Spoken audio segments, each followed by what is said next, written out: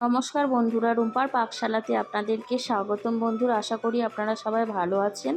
আর আজকে আমি আপনাদেরকে সরপুঁটি মাছের ঝাল করে দেখাবো কম মশলায়। তো প্রথমে মাছে লবণ, হলুদ, লঙ্কার গুঁড়ো মাখিয়ে নিলাম। আর কড়াই তেল দিয়েছি। তেল গরম হয়ে গেলে এক এক করে প্রথমে মাথাগুলো ভেজে নেব। তো প্রথমে মাথাগুলো দিয়ে উল্টে পাল্টে লাল লাল করে মাথাগুলো ভেজে এক এক করে একটি পাত্রে তুলে নিলাম। এরপর লেজাগুলো দিয়ে দেবো। দিয়ে একই প্রসেসে সব মাছ ভেজে তুলে নেব। তো এইভাবে সব মাছ ভাজা হয়ে গেছে, একটি পাত্রে তুলে নিলাম। আর এখানে 3টে টমেটো আমি ম্যাশ করে নেব। আর আছে 7 থেকে 8টা কাঁচা লঙ্কা চেরা। আর ধনিয়া পাতা আছে, ওটা পরে কুচিয়ে নেব, ওটা সবার শেষে দেওয়ার জন্য। তো এইভাবে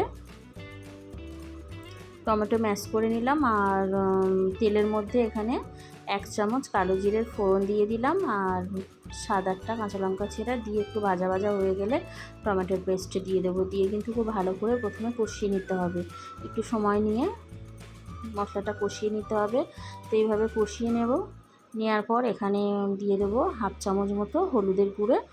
আর এখানে দিয়ে দেবো আদা জিরে বাটা 1 চামচ মতো।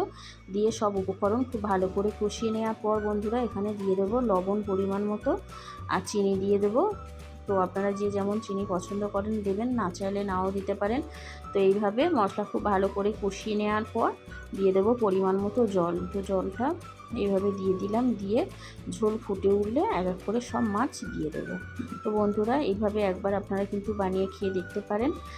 খেতে দুর্দান্ত লাগে। আর গরম ভাত দিয়ে তো খুবই ভালো লাগে খেতে। তো এইভাবে কিছুক্ষণ 7-8 মিনিট মতো ফুটিয়ে নিলাম। নেওয়ার পর এখানে কুচিয়ে রাখা ধনিয়া পাতা ওপর থেকে ছড়িয়ে দেব।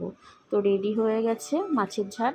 তো আপনারা চাইলে এইভাবে বাড়িতে বানিয়ে খান। আর ভিডিওটি ভালো লাগলে অবশ্যই একটা লাইক, শেয়ার, কমেন্ট করবেন।